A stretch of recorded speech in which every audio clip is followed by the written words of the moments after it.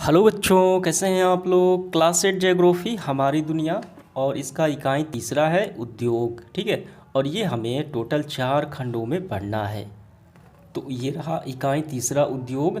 तो इस चैप्टर के हम लोग सारे क्वेश्चंस को हल करेंगे, काफ़ी अच्छे से समझेंगे। तो आइए शुरू करते हैं। सबसे पहले है अभ्यास के प्रश्नों में सही विकल्प का चयन करना। पहला है उद्योग का संबंध किस प्रकार की गतिविधि से होता है। 4 ऑप्शंस दिए गए हैं। तो किसी भी उद्योग का संबंध जो है आर्थिक गतिविधि यानी रुपया पैसा कमाने के गतिविधि काम से संबंध होता है उद्योग का। तो ऑप्शन नंबर सी जो है बिल्कुल सही होगा हमारा। दूसरा है वृहद उद्योग में यानी बड़े उद्योग में पूंजी निवेश की सीमा होती है, रुपया लगाने की सीमा होती है। कितनी होती है? तो यहाँ पे हम नज़र डालते हैं 1 करोड़ से अधिक। ठीक है, 1 करोड़ से अधिक पूंजी लगाते हैं वृहद उद्योग में, बड़े उद्योग में, और 1 करोड़ से छोटे छोटे उद्योग में। तो हमें क्या देखना है ऑप्शन में? 1 करोड़ से अधिक। ऑप्शन नंबर ए बिल्कुल सही होगा। तीसरा है दवा उद्योग किस प्रकार का उद्योग है। उपभोक्ता उद्योग है, ठीक है, कंज्यूमर उद्योग, उसमें आता है दवा उद्योग।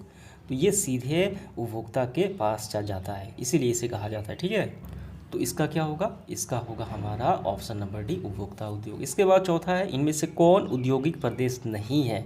यहाँ पे कोई भी कल कारखाने नहीं है, वो हमें बताना है। तो यहाँ पे हम ध्यान देंगे ऑप्शन नंबर ए जो है ये दक्कन का प्रदेश। उस पे देखेंगे सारे उद्योगों का यहाँ पे सूची है, लेकिन कहीं भी आपको दक्कन का क्षेत्र नहीं मिलेगा। तो इसका सही क्या होगा? दक्कन प्रदेश नहीं है। पांचवा है इनमें कौन कृषि आधारित उद्योग है, यानी कच्चे माल कृषि से प्राप्त होते हैं। ठीक है, यानी वो डिपेंड करते हैं। कौन सा है कृषि आधारित उद्योग? तो यहाँ पे ध्यान देना है कृषि आधारित उद्योग। तो इसमें से कौन सा आएगा? वस्त्र उद्योग, खाद्य प्रसंस्करण उद्योग जो है ये कृषि आधारित उद्योग है। कागज उद्योग क्या है? ये वन आधारित उद्योग है। तो ऑप्शन नंबर सी हमारा बिल्कुल सही होगा। फर्नीचर भी वन आधारित उद्योग है, ये खनिज उद्योग है। इसके बाद देखिए खाली स्थान को भरना है। भिलाई लो इस्पात जो है ये छत्तीसगढ़ राज्य में ये कारखाने हैं, हमें भरना है छत्तीसगढ़। उद्योग के अंतर्गत कच्चे माल को क्या है? अधिक लाभ अधिक मूल्य उत्पाद में बदला जाता है। ये उद्योग की परिभाषा है। जब आप ठीक है, तो ये हो जाती है उद्योग की परिभाषा। अधिक मूल्य में उत्पादों को परिवर्तित किया जाना ही उद्योग कहलाता है। तो ये आपको समझ में आ गया। इसके बाद देखिए तीसरा फर्नीचर उद्योग के उद्योग का उदाहरण है। किसका उदाहरण है? तो फर्नीचर उद्योग यानी टेबल कुर्सी चौकी वो सारे बनाए जाते हैं वन आधारित उद्योग। तो हमें भरना है वन आधारित उद्योग। चौथा देखिए पूंजी निवेश के आधार पर उद्योग के प्रकार होते हैं। कितने प्रकार होते हैं? तो यहाँ पे नज़र डालिए, पूंजी निवेश के आधार पे उद्योग को यहाँ पे कितने भागों में बांट सकते हैं? 3 भागों में बांट सकते हैं। ठीक है, 3 भागों में, कुटीर, लघु और वृहद। समझ में आ गया? तो हमें भरना है 3 भागों में। सीमेंट उद्योग के अंतर्गत आता है। तो यहाँ पे हम नज़र डालते हैं सीमेंट उद्योग जो है वो खनिज उद्योग के अंतर्गत आता है। कौन सा? सीमेंट उद्योग आपका। तो ये हमारा पूरा हुआ काफ़ी अच्छे से। इसके होता है लघु उत्तरीय प्रश्न, इसकी संख्या 8 है। इसके बाद पहला सवाल है, देखिए क्या है। उद्योग से आप क्या समझते हैं? उद्योग की परिभाषा करनी है आपको। तो इसका आंसर आपको ऐसे लिखना है, उद्योग ऐसी गतिविधि से है संबंध जो वस्तुओं के उत्पादन, खरीदों के निष्कर्षण और सेवाओं की व्यवस्था से संबंधित है।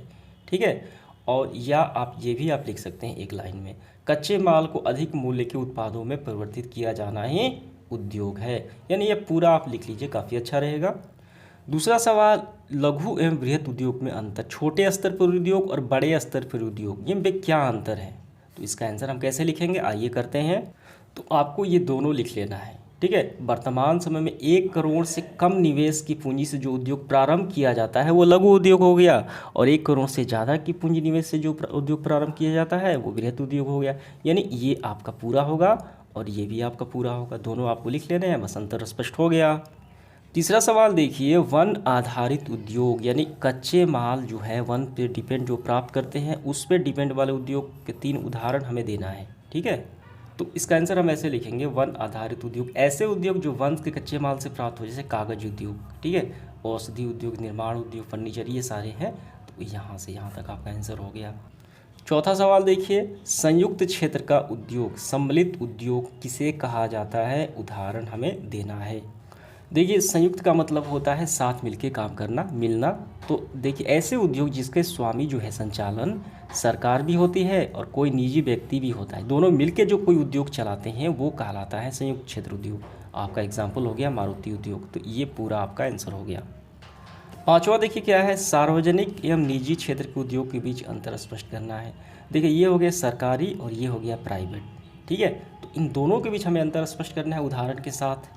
तो ये दोनों आपको लिख लेने हैं पॉइंट। सार्वजनिक क्षेत्र, इनके स्वामित्व के संचालन पूर्ण रूप से सरकार होती है, गवर्नमेंट होती है। ये सारे एग्जाम्पल हो गए, जैसे रेल हो गया, आयुष कारखाना हो गया, ठीक है। और ये हो गया निजी क्षेत्र का उद्योग, इसके जो मालिक होते हैं कोई निजी व्यक्ति होता है, उसका नियंत्रण होता है, सरकार का नहीं होता।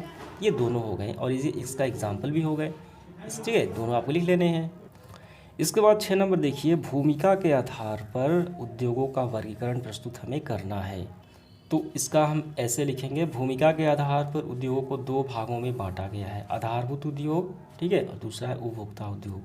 तो आपको यहाँ से लेके यहाँ तक आपको कर लेना है, समझ में आ गया।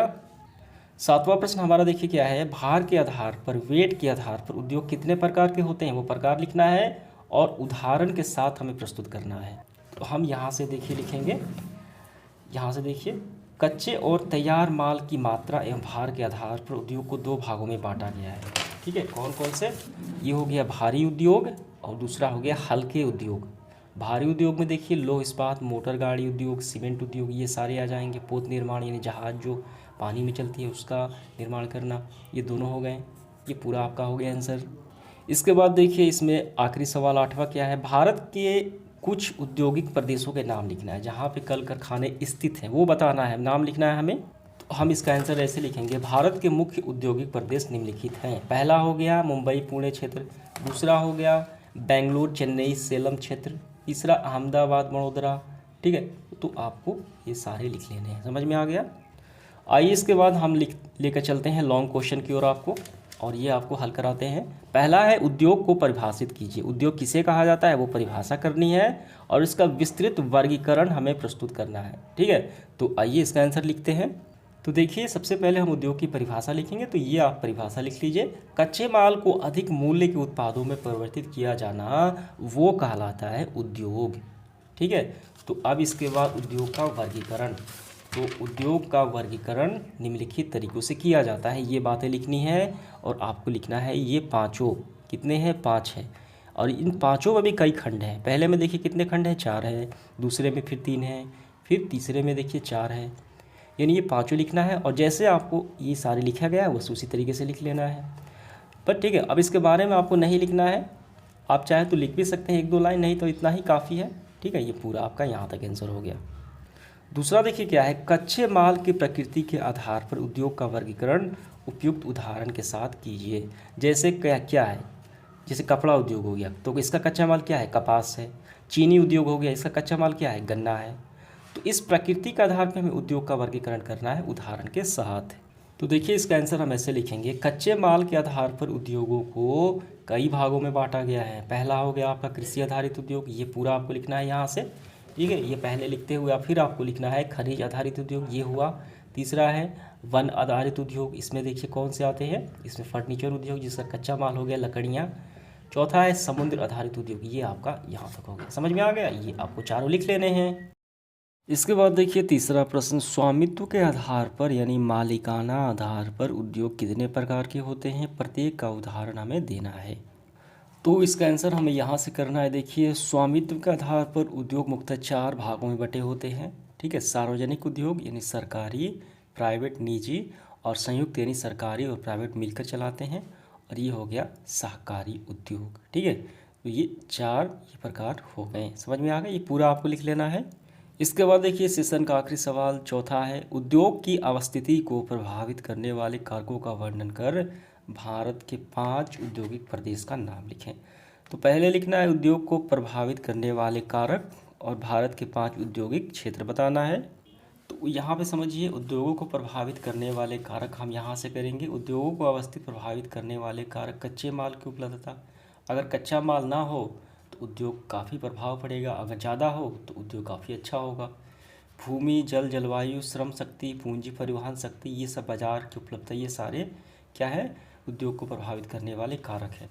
अब हमें बताना है कुछ औद्योगिक क्षेत्रों के नाम। तो ये रहे भारत के प्रमुख औद्योगिक क्षेत्र, तो ये यहाँ तक आपको लिख लेना है। तो इस तरीके से हमारा सेशन समाप्त हुआ। धन्यवाद।